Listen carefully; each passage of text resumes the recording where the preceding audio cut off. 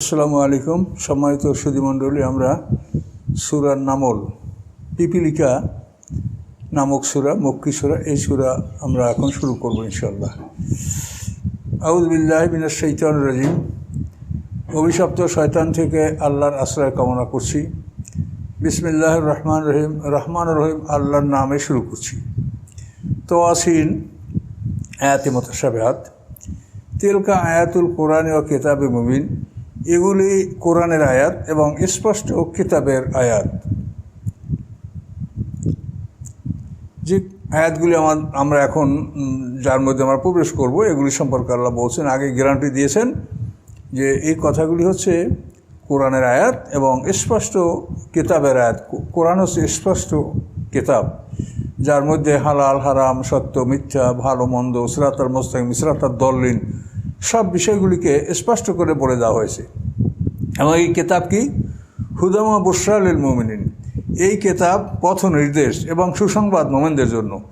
সবার জন্যই সুসংবাদ হওয়া উচিত, কিন্তু অন্যরা এর থেকে সুসংবাদ গ্রহণ করে না। এই জন্য আল্লাহ বলছেন যে মোমেনদের জন্যই সুসংবাদ। যেরকম আল্লাহ বলছেন হুদাল লিল মুত্তাকিন, যে কোরআন মুত্তাকিনদের জন্য হেদায়েত, অথচ সবার জন্যই হেদায়েত, কিন্তু সবাই হেদায়েত গ্রহণ করে না, মুত্তাকিনরাই করে। মোমেনরাই সুসংবাদ গ্রহণ করছে, অন্যরা গ্রহণ করছে না। এই জন্য আল্লাহ বলেন এটা হুদান, পথ নির্দেশ, ও বুশরা লিল মুমিনিন, এবং মোমেনদের জন্য সুসংবাদ। কোন মোমেন? আল্লাযীনা ইউকিমুনাস সালাতা, যারা নামাজ প্রতিষ্ঠা করে, ওয়া ইউতুনাজ যাকাত, এবং যাকাত আদায় করে, ওহুম বিল আখিরাতি হুম ইউকিনুন, সাথে সাথে তারা পরকালের উপরে দৃঢ় বিশ্বাস রাখে। তাহলে মোমেন কারা? শুধু মুখে বলবে যে আমি মোমেন, এটা হবে না। আল্লাহ বলেন যে যারা নামাজ প্রতিষ্ঠা করে, যথানিয়মে নামাজ আদায় করে, জামাতের সহিত নামাজ আদায় করে, এবং জাকাত প্রদান করে, এবং পরকালে বিশ্বাস করে।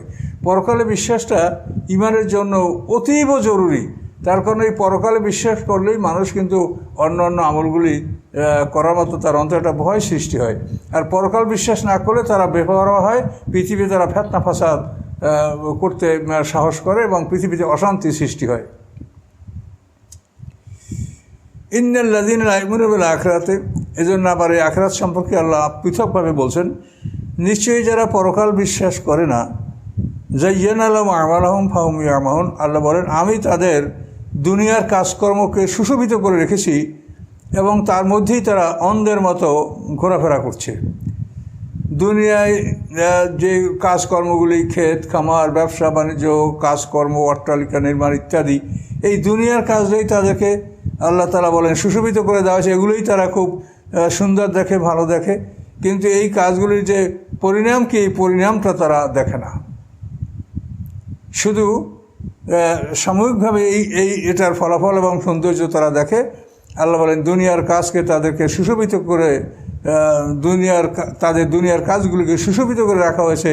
পরে এগুলির মধ্যেই তারা নিমজ্জিত থাকে এবং এগুলির মধ্যেই তারা সীমাবদ্ধ থাকে। তারা পরকাল সম্পর্কে চিন্তা করতে পারে না। আলহাকুমুত তাকাসুর হাত্তা যুরতুমুল মাকাবির। আল্লাহ বলেন সম্পদের প্রতিদ্বন্দ্বিতা তোমাদেরকে ভুলিয়ে রাখলো, তোমাদেরকে অমনোযোগী করে রাখলো, গাফেল রাখলো, পরকাল সম্পর্কে তোমরা চিন্তা ভাবনা করতে পারলে না।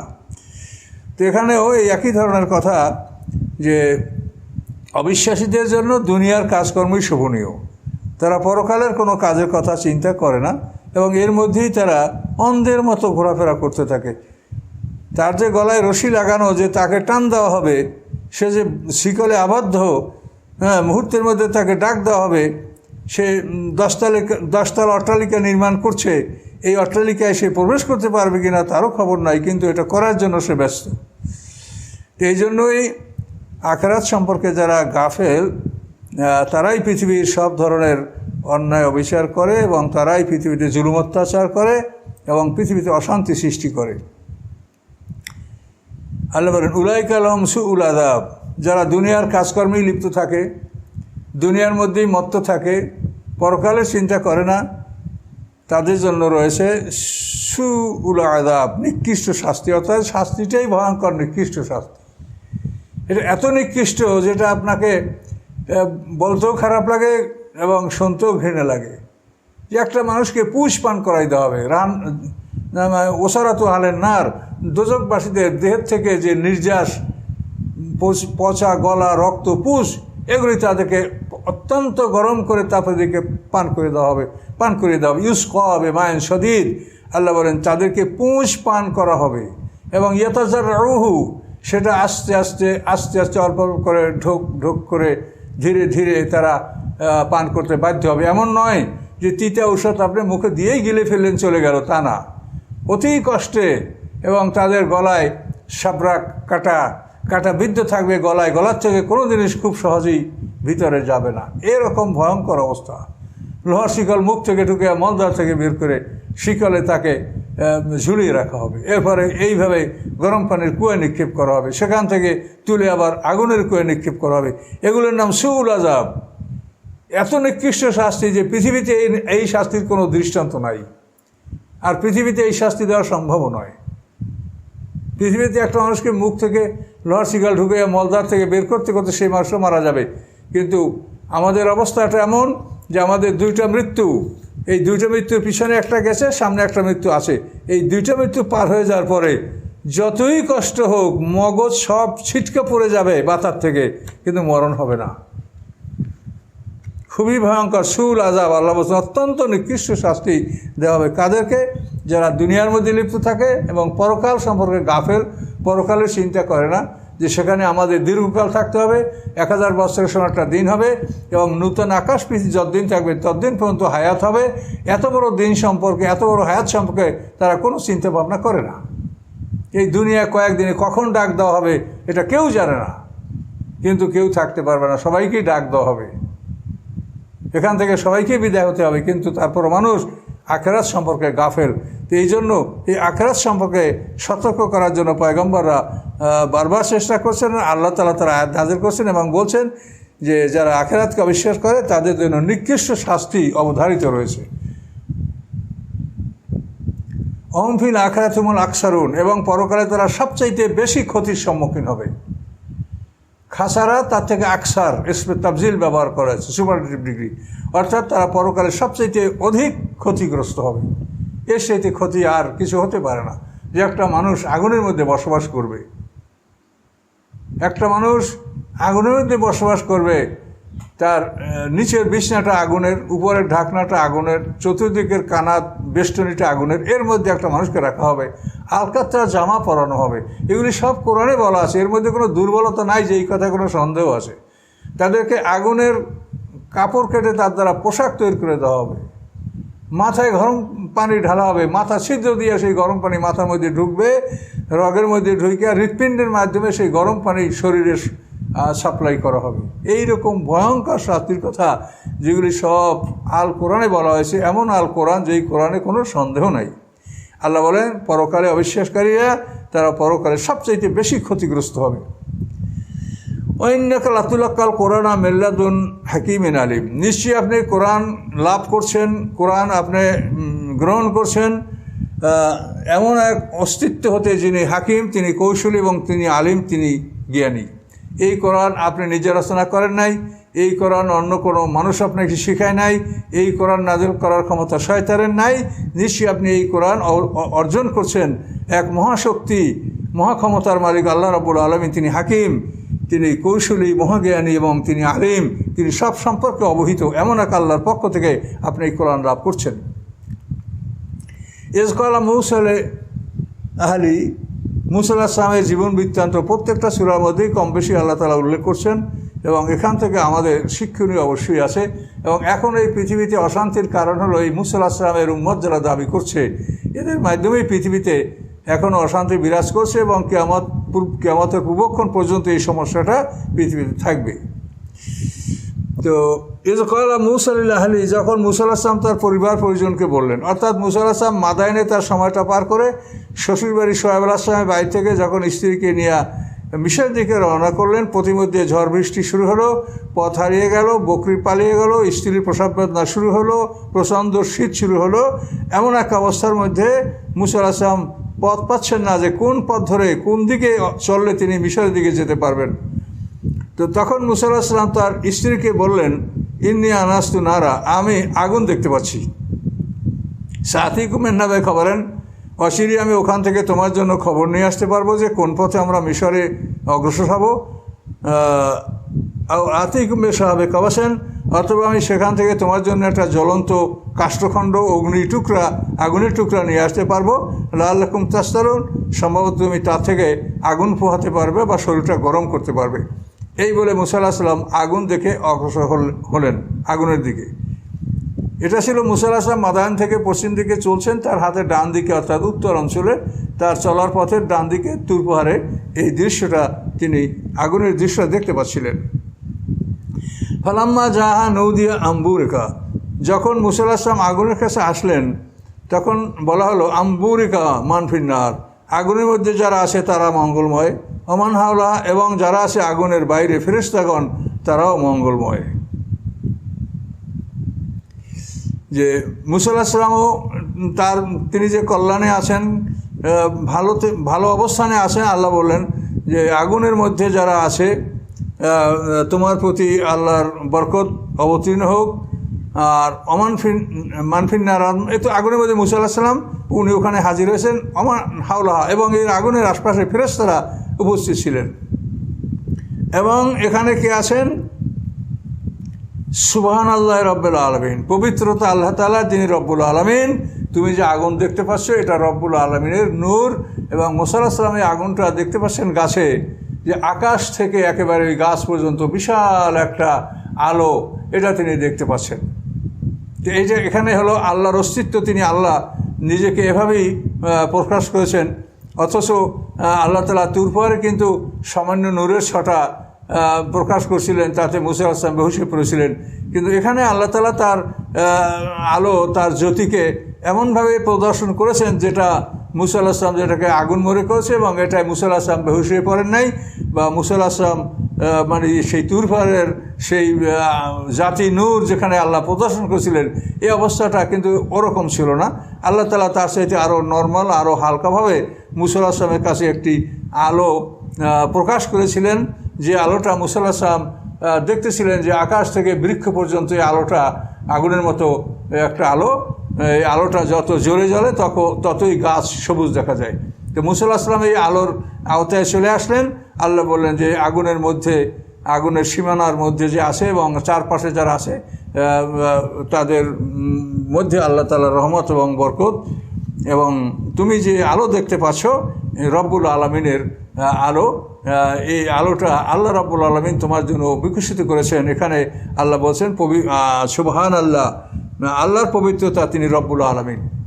রব্বুল আলামিন তোমাকে এখানে ডাকছে, তোমার সাথে কথা বলছে, এই আলোটা আগুন নয়। তো আল্লাহ তাআলা কতভাবেই আত্মপ্রকাশ করতে পারেন সেটা আল্লাহই জানেন, এটা সম্পর্কে আমাদের জ্ঞানের বাইরে। আমরা এইসব ক্ষেত্রে যে আল্লাহ যা বলছেন তাই আমরা বলবো, এর বাইরে আমরা এর ব্যাখ্যা দিতে পারবো না। আল্লাহ বলছেন যে আগুনে যে আছে তার চারপাশে যা তাদের প্রতি আল্লাহর রহমত ও বরকত, তারা মঙ্গলময়। আর সুবহানাল্লাহ রব্বুল আলামিন, পবিত্রতা আল্লাহ যিনি রব্বুল আলামিন। তিনি ওখানে রব্বুল আলামিন বলে মুসা আলাইহিস সালামকে পরিচয় দিলেন যে এই আলো তুমি যে দেখতে পাচ্ছ এখানে রব্বুল আলামিনের অস্তিত্ব এখানে বিরাজমান। ইয়া মুসা ইন্নামা আল্লাহুল আজিজুল হাকিম, হে মুসা নিশ্চয়ই আমি যে পরাক্রমশালী এবং কৌশলী।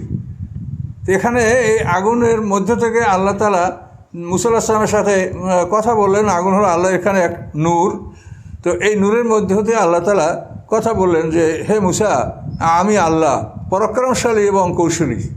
কাজে এখানে তুমি যে আগুন মনে করছো এখানে ওরকম আগুন নয়, এখানে আল্লাহর অস্তিত্ব। আল্লাহ নিজের পরিচয় দিলেন যে এখানে আমি আছি। তো এখানে আল্লাহ তাআলা এমন একটা অবস্থায় মুসা আলাইহিস সালামকে মানে দর্শন দিলেন আগুনের মতো, যাতে মুসা আলাইহিস সালাম আগুন ভেবেছে, কিন্তু এটা ছিল আল্লাহর নূর বা আল্লাহর আলো। এবং এটা আল্লাহর এমন আলো ছিল যে আলোতে মুসা আলাইহিস সালাম বেহুশ হয়ে পড়েন নাই, বা তিনি মানে তার যে ধৈর্যের বাইরে, তার যে মানে বহনের মানে ধারণ ক্ষমতার বাইরে এমনভাবে আল্লাহ তাআলা এখানে তার আলো প্রকাশ করেন নাই। যেভাবে মুসা আলাইহিস সালাম বা একজন মানুষ ধারণ করতে সক্ষম হয় সেইভাবেই আল্লাহ তাআলা এখানে তার আলোর জ্যোতি, আলোর ছটা তিনি প্রকাশ করেছিলেন। আল্লাহ বললেন ও আলকে আসাকা, তুমি তোমার লাঠি ফেলে দাও। ফালাম্মা রাহা তাহতাজু, অথবা যখন দেখলেন যে লাঠিটা তাহতাজু, এটা হরকত করছে অর্থাৎ নড়াচড়া করছে, এটার মধ্যে মুভমেন্ট শুরু হয়ে গেছে। মানে একটা সাপ সৃষ্টি হয়ে সেটা নড়চড় করছে। কীভাবে নড়চড় করছে? কান্না জান, মনে হয় যেন এটা একটা ছোট সাপ। অর্থাৎ ছোট সাপ যেরকম দ্রুত চলতে পারে, এই বড় সাপ অজগর সেই দ্রুত ছোট সাপের মতো তার মুভমেন্ট, সে চলাফেরা করতে শুরু করে খুব দ্রুত। মুসা আলাইহিস সালাম আল্লাহ মুদবেরা, তখন মুসা আলাইহিস সালাম পিঠ দেখে পালাতে শুরু করলেন। লাঠিটা ফেলে দিলেন, সাপ হয়ে গেল। এখন মুসা আলাইহিস সালাম মানে একেবারে বিপরীত দিকে পিঠ দেখে পালাতে শুরু করলেন। আমি আক্ষেপ, সে আর পিছনের দিকে ফিরেই তাকাচ্ছেন না যে কি হচ্ছে, এমনভাবে ভয় পেয়েছেন। তখন আল্লাহ বলেন, ইয়া মুসা লা তাখাফ, হে মুসা তুমি ভয় করো না। ইন্নী লা আখাফু লাদাইয়াল মুরসালুন, নিশ্চয়ই আমি আল্লাহ, আমার কাছে প্রেরিত রসুলগণ ভয় পান না। আমি আল্লাহ, এখানে আমার অস্তিত্ব বিদ্যমান রয়েছে, কাজেই আমার কাছে প্রেরিত রসুলগণ ভীত হন না, কাজেই তুমি ভয় করো না, তুমি ফিরে আসো। হ্যাঁ, ভয় করবে কারা? ইল্লা মান যালামা, যারা জুলুম করেছে, সুম্মা বাদ্দালা হুসনান, জুলুম করার পরে পরে আবার ভালো কাজ দ্বারা এই জুলুমের প্রতিকার করেছে, বাদা শুয়েন, এই খারাপ কাজের পরে ভালো কাজ করেছে, ফাইন্নি গাফুর রহিম, নিশ্চয়ই আমি আল্লাহ তার জন্য ক্ষমাশীল এবং দয়াবান। এখানে আল্লাহ তাআলা মুসা আলাইহিস সালামের জীবনের প্রতি ইশারা করেছেন যে আমার কাছে কারো ভয় পাওয়ার কারণ নাই, কিন্তু যারা জুলুম করছে তারা ভয় পাবে। কিন্তু জুলুম করার পরে যখন আবার ভালো কাজ করেছে, অর্থাৎ মুসা আলাইহিস সালাম একটা মানুষকে হত্যা করেছিল, পরে সে তওবা করছে, আল্লাহর কাছে ক্ষমা প্রার্থনা করেছে, তাহলে এই অন্যায়ের প্রতিশোধ বা ক্ষতিপূরণ তিনি করে নিয়েছেন। বাদা সু, এই খারাপ কাজ পরে আল্লাহ বলেন ফাইন্নি গফুর রহিম, যে খারাপ কাজ করার পরে তওবা করেছে, ফিরে এসেছে, ক্ষমা চেয়েছে, আমি নিশ্চয়ই তার জন্য ক্ষমাশীল এবং দয়াবান। মুসা আলাইহিস সালামের পিছনের কৃতকর্মের ব্যাপারে আল্লাহ তাআলা তাকে একটু স্মরণ করাই দিলেন, ঘোষণা দিলেন যে আমি আসলে তোমাকে ক্ষমা করে দিয়েছি। ওয়াদখিল ইয়াদাকা ফি জায়বিকা, তুমি তোমার বগলে হাত প্রবেশ করো, তাখরুজ বাইদা মিন গায়রি সু, সেখান থেকে আলো বের হয়ে আসবে, শুভ্র সাদা আলো বের হয়ে আসবে, গায়রাসু, কোনো রকম ক্ষতি ছাড়াই। তোমার হাতে কোনো মানে ব্যথা বেদনা, আগুন জ্বলন এগুলা না, বা তোমার হাতে শ্বেতরোগ হবে এরকমও কিছু না, স্বাভাবিকই থাকবে। তোমার হাত থেকে আলো বের হয়ে আসবে কোনো ক্ষতি ছাড়া। এভাবে তোমাকে একটা করে 9 আয়াতের 9টা নিদর্শন তোমাকে আমি দান করছি একের পর এক। এলা ফেরাউন, এগুলো নিয়ে তুমি ফেরাউনের কাছে যাও, ও কওমি, এবং ফেরাউনের জাতির কাছে তুমি যাও। ইন্নাম কানু কওমান ফাসিকিন, নিশ্চয়ই তারা এমন একটা সম্প্রদায় যারা ছিল ফাসেক, মানে সব ধরনের অপকর্মগুলি তারা করে বেড়াতো। তো মুসা আলাইহিস সালামকে ওহী করার সাথে এইখানে মুসা আলাইহিস সালাম প্রথম নবুয়ত লাভ করেন। এ সময় তাকে 2টা মৌজা দেওয়া হয়, সাপ লাঠি হয়ে যাওয়া এবং শুভ্র হাত, ইয়াদে বাইজা, এটা তাকে দেওয়া হয়, এবং অন্যান্য মৌজাগুলি পরে দেওয়া হয়েছে। 5টা মৌজার কথা তো একসঙ্গেই এক আয়াতে বলা হয়েছে।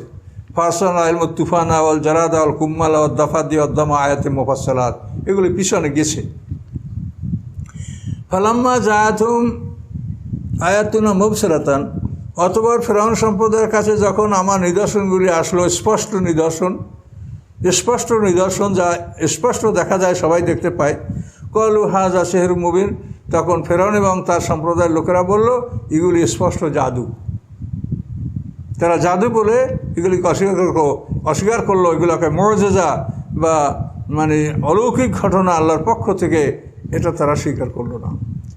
ওয়া জাহাদু বিহা ওয়াস্তায়কানাথা আনফুসুহুম যুলমান ওয়া উলওয়া, আল্লাহ বলেন তারা অস্বীকার করলো মুসা আলাইহিস সালামের মুআজিজাকে জুলুম এবং অহংকার এর মাধ্যমে। জুলুম এবং অহংকারের মাধ্যমেই তারা এই সত্যকে অস্বীকার করলো, অথচ ওয়াস্তায়কানাথা আনফুসুহুম, তাদের মন এটাকে বিশ্বাস করেছিল। তাদের মন এটা বিশ্বাস করেছিল যে মুসা আলাইহিস সালামের এই বিষয়টা জাদু নয়, কিন্তু তারপরও তারা জুলুম মানে অত্যাচার এবং উলুবান অহংকার, অত্যাচার এবং অহংকারের বশবর্তী হয়ে তারা কি করলো? এই সত্যকে অস্বীকার করলো। আল্লাহ বলেন ওয়াস্তায়কানাথা আনফুসুহুম, তাদের মন এগুলাকে ইয়াকিন করেছিল, তাদের মন এটা বিশ্বাস করেছিল যে মুসা আলাইহিস সালাম আসলে জাদুকর নয়। ফেরাউনের জাদুকররা এগুলো বিশ্বাস করছিল এবং মনে মনে তারা ইয়াকিনও করেছিল, কিন্তু তারপরও ফেরাউন থেকে তারা পুরস্কার গ্রহণ করবে, তারা অহংকার মানে মুসা আলাইহিস সালামের সাথে আচরণ করবে না, এইভাবেই তারা সত্যকে প্রত্যাখ্যান করেছে।